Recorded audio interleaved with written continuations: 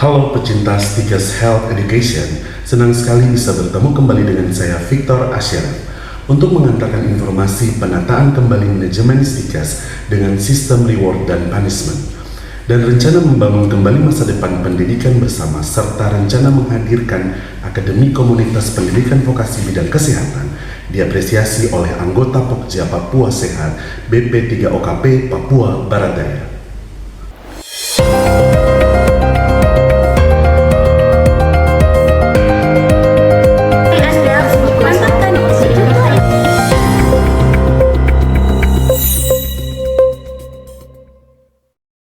Ketua Stikes Papua, Bapak Dr. Martin Sagrim SKM MKes, mencanangkan tahun 2025 sebagai tahun untuk penataan manajemen Stikes dengan sistem reward dan punishment untuk meningkatkan kinerja dosen dan pengelola.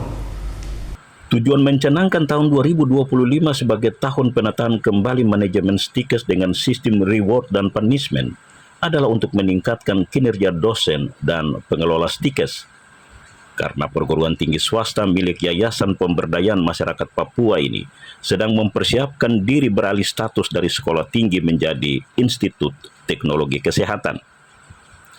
Ketua Stikes Papua Sorong, Dr. Martin Sagrim SKM MKes selesai memimpin rapat pembahasan penambahan program studi sebagai syarat melengkapi peralihan status menjadi institut, menandaskan beban kinerja dosen melaksanakan tridharma perguruan tinggi dan kerja fokus pengelola Stikes butuh reward dan punishment sehingga perlu diterapkan untuk memotivasi dosen dan pengelola bekerja mengejar prestasi. Secara struktur masih terdapat pejabat-pejabat yang melekat di dalam struktur digandakan atau didobel tugaskan dalam hal sebagai tenaga pengelola, sebagai tenaga dosen, sebagai tenaga lainnya.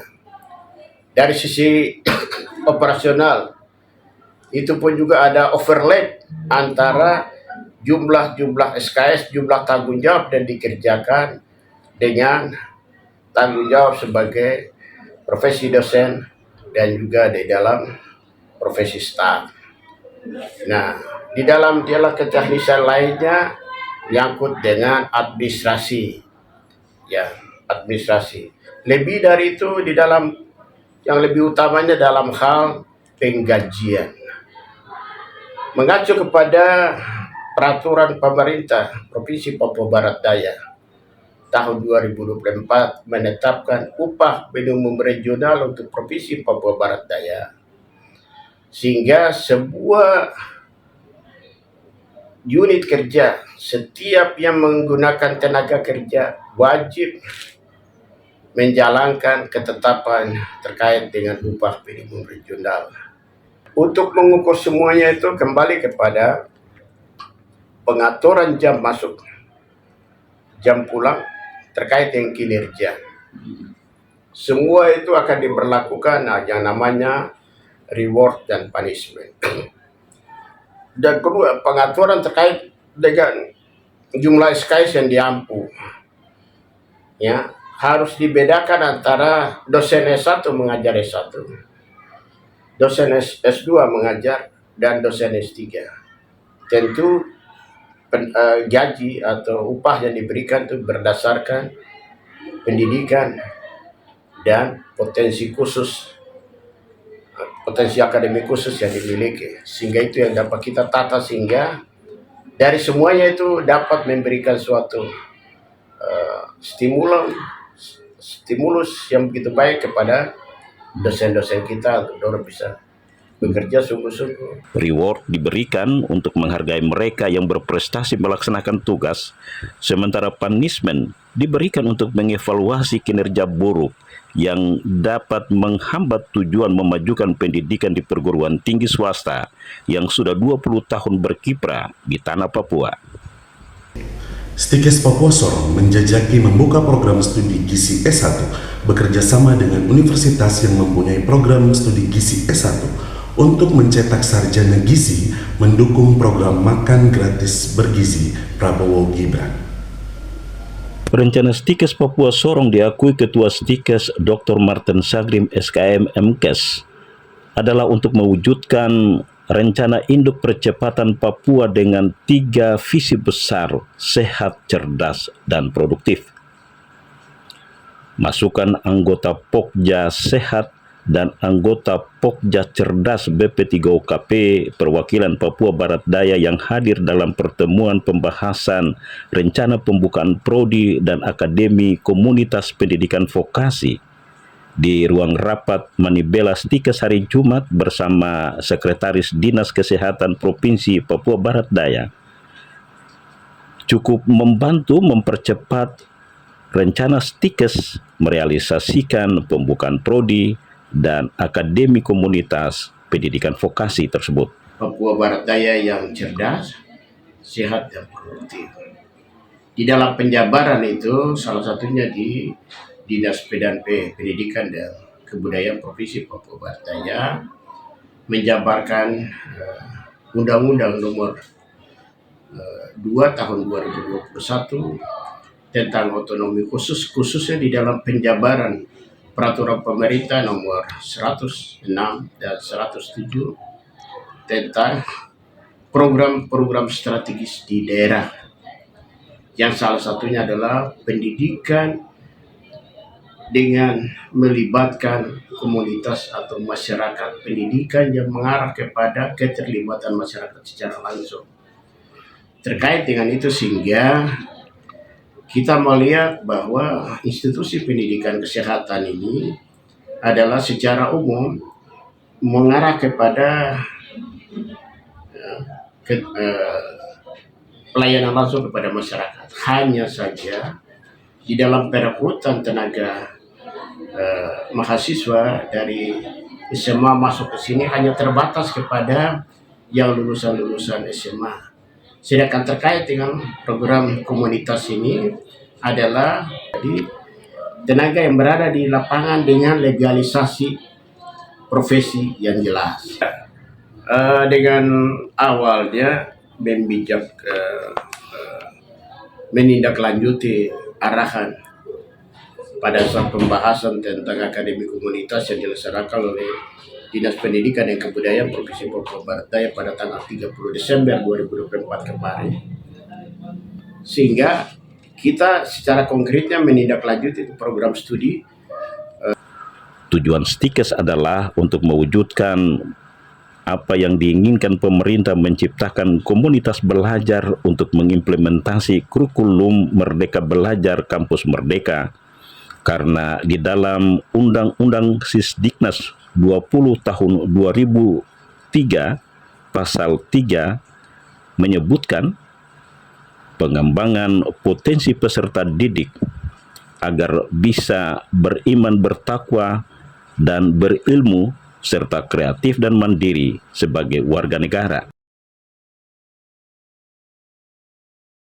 Anggota Pokja Papua Cerdas BP3OKP Papua Barat Daya, Ibu Helena Trifona Tuturidai, mengapresiasi rencana Stikes Papua dalam membuka Akademi Komunitas Pendidikan Vokasi Bidang Kesehatan karena sejalan dengan Perintah Undang-Undang Otsus tahun 2021 untuk memenuhi harapan lama sekolah orang Papua.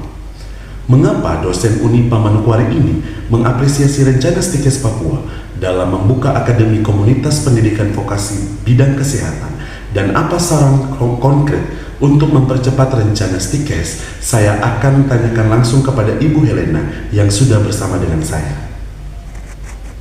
Ibu Helena, setelah Ibu mendengar rencana Stikes Papua Sorong dalam membuka Akademi Komunitas Pendidikan Vokasi Bidang Kesehatan, manfaat positif apa yang jika kita kaitkan dengan Otsus bisa mencerdaskan orang Papua? Hari ini saya hadir di sini untuk mendengar dan melihat persiapan mereka. Yang pertama untuk peralihan ke institut. Yang kedua, ternyata mereka juga punya gagasan untuk menyiapkan sebuah akademi komunitas yang peluangnya sudah diamanatkan dalam Undang-Undang Otsus melalui PP 106. Nah, mengapa mereka melakukan ini? Saya melihat bahwa Yang pertama, dalam Otsus Jilid 2 ini indikator capaiannya sudah jelas. Ada rata-rata lama sekolah dan harapan lama sekolah. Nah, khusus untuk harapan lama sekolah, itu capaian minimal yang dikasih oleh pemerintah pusat yang harus kami capai selama 20 tahun, itu minimal penduduk di Papua Barat Daya atau Tanah Papua harus mengenyam pendidikan minimal diploma 2.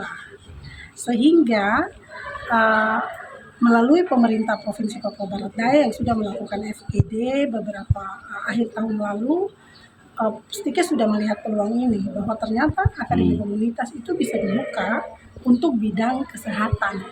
Nah, pasarnya untuk siapa? Bapak Ibu, kita sudah berdiskusi banyak hal. Peluang pasarnya itu mahasiswanya bisa dari kader-kader posyandu, kemudian dari dukun-dukun di kampung-kampung, atau terapis-terapis yang selama ini melakukan kegiatan terapis, pencegahan, ataupun pengobatan secara tradisional.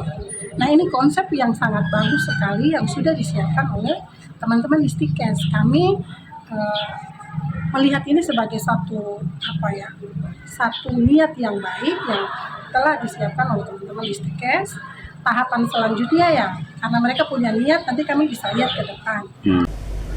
Apa yang bisa disikapi untuk mempercepat rencana Stikes Papua? Iya, kalau dari dasar hukum yang bisa atau yang bertanggung jawab untuk menyelenggarakan akademi komunitas itu adalah pemerintah provinsi, itu Perintah 106.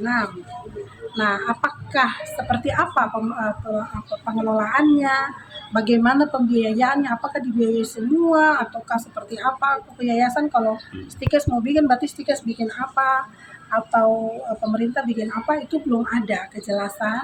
Nanti akan dituangkan dalam peraturan gubernur atau peraturan lainnya yang mendeskripsikan secara detail bagaimana pelaksanaan pendirian maupun pengelolaan akademi komunitas di Papua Barat Daya. Jadi menurut Ibu, kuncinya ada di Stikes Papua? Stikes mau siapkan itu saya pikir tidak jadi masalah, karena nanti hasil kemarin akhir tahun itu akan dibentuk tim di Dinas Pendidikan Provinsi. Nah, tim ini yang akan melakukan kajian kira-kira di Papua Barat Daya ini jenis akademi komunitas seperti apa yang perlu dilakukan. Ada beberapa yang kita sudah identifikasi. Yang pertama ada Diploma 3 konservasi di Tambrau. Yang kedua itu ada ekowisata di Raja Ampat. Lalu juga yang pernah ada itu persiapan akademi komunitas adalah PDDAK, persiapan akademi komunitas di Kabupaten Sorong Selatan. Apakah 3 ini kemudian nanti mau dijalankan lagi, ataukah ada lagi yang baru, itu nanti kewenangannya sama pemerintah Provinsi Papua Barat Daya melalui Dinas Pendidikan. Demikian informasi yang sudah saya ketengahkan untuk Anda. Semoga bermanfaat dan sampai berjumpa lagi.